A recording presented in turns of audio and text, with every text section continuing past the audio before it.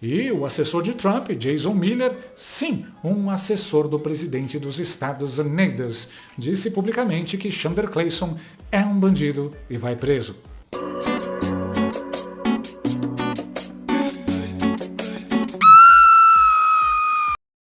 Vocês conhecem o Poderoso Chefão, né? Óbvio.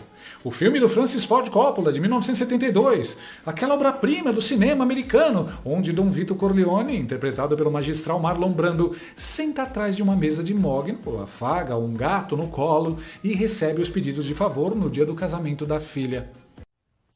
Nos conhecemos há muitos anos, mas é a primeira vez que vem a mim se aconselhar ou pedir ajuda. Não me lembro a última vez em que me convidou para tomar um café na sua casa. Embora minha mulher seja madrinha da sua única filha. Mas vamos ser francos. Jamais quis minha amizade. E tinha medo de ficar em débito comigo. O filme inteiro é construído em torno de um princípio muito simples. Ninguém é intocável para sempre. Pode ser o Dom Vito, pode ser o Michael Corleone, pode ser o Fredo, aquele coitado que a família, todos sabemos o que aconteceu. A máfia funciona enquanto todo mundo acredita que ela funciona. O momento em que os aliados começam a correr, os advogados começam a tremer e as testemunhas começam a cantar, o império inteiro racha. Tem uma cena clássica, meus amiguinhos. O Dom Corleone está morrendo no jardim, brincando com o neto, quando tudo desmorona.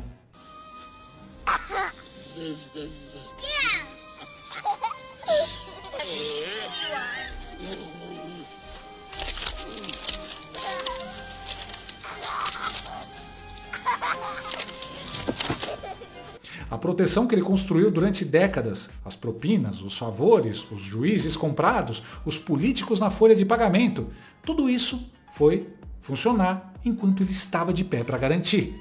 O momento que o patriarca cai, a casa de cartas começa a tremer.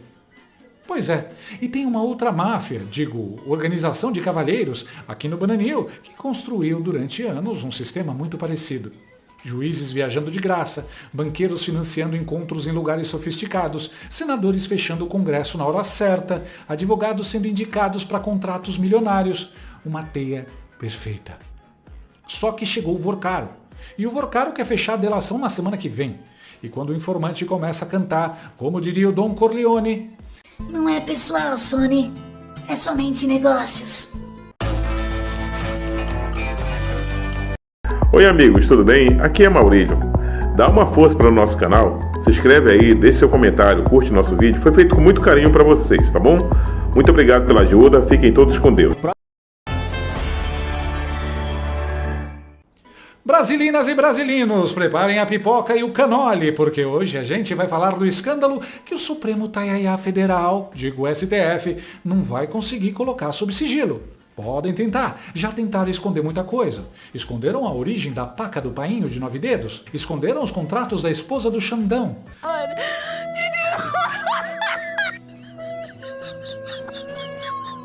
Mas essa daqui, meus amiguinhos, essa vai ser difícil de sigilar, porque quem está investigando não é o Brasil, são os Estados Unidos da América. Teve uma decisão, né, Eliseu Caetano, do Tribunal de Falência da Flórida, que deixou de ser apenas agora aqui uma avaliação investigativa e passou também a envolver medidas concretas para recuperar patrimônio. Enquanto aqui no Brasil a gente vê tudo o que envolve o Banco Master ainda muito naquela esfera de investigação, por aí já vai ter alguma definição diferente. E isso é muito importante porque o caso saiu da fase de investigar e entrou na fase de recuperar dinheiro. O liquidante, como a gente sabe, entrou com uma ação aqui nos Estados Unidos para tomar bens específicos. Um processo foi aberto contra familiares de Daniel Vorcaro. A acusação é uso de dinheiro do banco para comprar patrimônio. E eu consegui apurar, Bia, uma novidade com relação a isso, que é o seguinte: outros países do mundo também podem entrar nessa jogada a qualquer momento, ou seja, a respeito do que aconteceu aqui nos Estados Unidos, que uma investigação formal foi aberta na justiça do país contra o Banco Master e Daniel Vorcaro, isso também pode acontecer em outros países do mundo. Sim, vamos recapitular para quem acabou de chegar ao Bananil. Daniel Vorcaro, dono do Banco Master, ou Banco Banco M, olha, vamos chamar de Banco M, porque é o que sobrou. Esse banqueiro está negociando uma delação premiada. E conforme o senador Jacques Wagner, do PT, entregou sem querer, em entrevista, a delação de Vorcaro vai pegar muita gente em Brasília. Jacques Wagner, do PT, disse isso. Tradução: todo mundo sabe que a bomba vai explodir. O senador petista só confirmou o que a gente já suspeitava. Quando o aliado do governo avisa que vai pegar muita gente, ele não está falando dos inimigos deles, meus amiguinhos. Ele está falando dos amigos. Mas calma, que piora. O Vorcaro não é qualquer banqueiro. O Vorcaro é o banqueiro que pagou jatinho para ministros do STF. O Vorcaro é o banqueiro que financiou viagens para Londres, onde ministros do STJ foram encontrados em eventos pagos por ele. O Vorcaro é o banqueiro que reuniu Xander Clayson, Alexandre de Moraes, Toffoli, que os íntimos chamam de Gastoffoli, e outros togadados em encontros que eu não sei como chamar de outra coisa senão networking de alto risco. Imagina a cena, um jantar sofisticado em Lisboa, vinho bom, mesa posta, o ministro do Supremo acomoda na cadeira estofada, a aeromoça, o garçom do Hotel 5 Estrelas, chega com o cardápio. Ministro, o senhor vai querer o risoto de trufas ou o lagostim grelhado?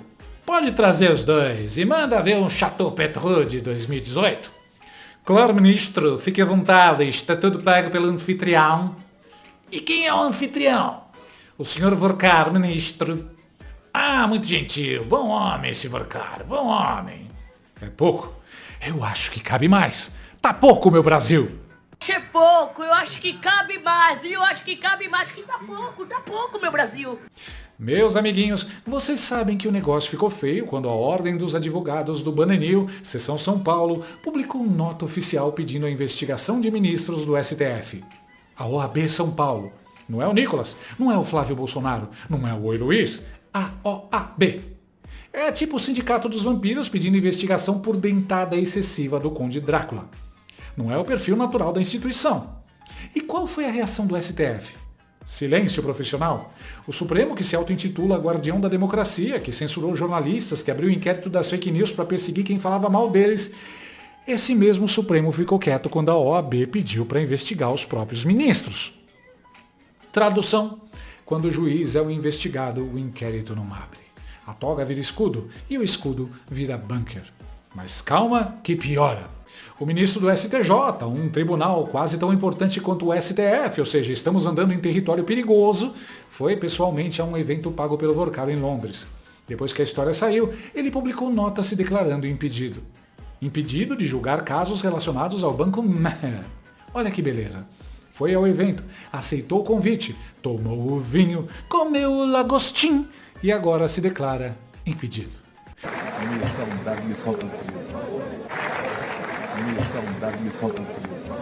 É tipo o árbitro receber jabá do time da casa, apitar o jogo inteiro contra o visitante e, quando a história vazar, publicar uma nota dizendo que, por precaução, vai se afastar dos próximos jogos.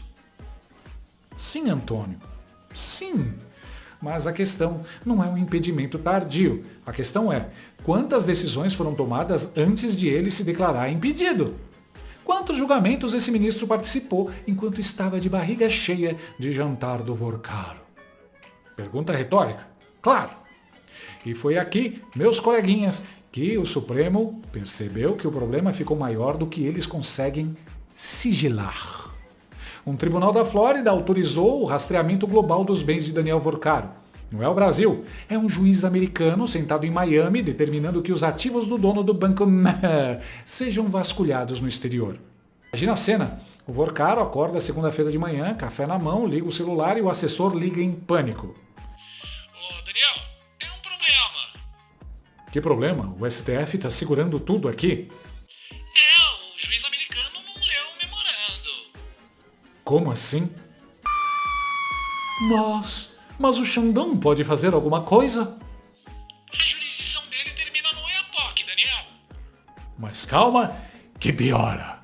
A Pelúcia Federal, como é carinhosamente conhecida a PF, indicou, conforme o engajamento dessa terça-feira, que a situação de Alexandre de Moraes, o Nosferato de toga, é pior do que a do Toffoli. Disse a PF, não Oi Luiz, a PF.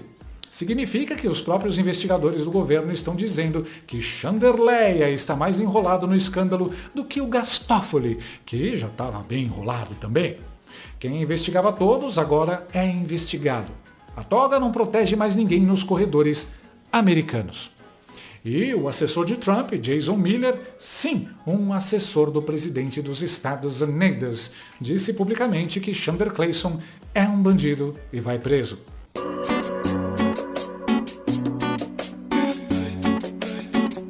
(3.084 retweets em um único post sobre o ministro que mais prendeu conservadores brasileiros. 2 pesos e 2 medidas. Vocês se lembram do Don Corleone e de como o sistema funciona enquanto todo mundo acredita que funciona? Pois é, para o sistema funcionar é preciso que o Congresso também colabore.